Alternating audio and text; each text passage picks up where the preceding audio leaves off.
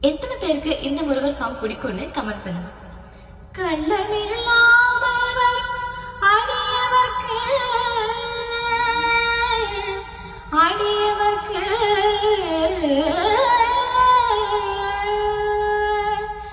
கள்ளமில்லாமல் வரும் அடியவர்க்கு நல்ல காட்சி தந்து கந்தன் கருணை தந்து வள்ளி தெய்வானையுடன் அவர் சோலை வள்ளி தெய்வானையுடன் அவர் சோலை தங்கமயில் விளையாடும் பழமுதிர்ச்சோலை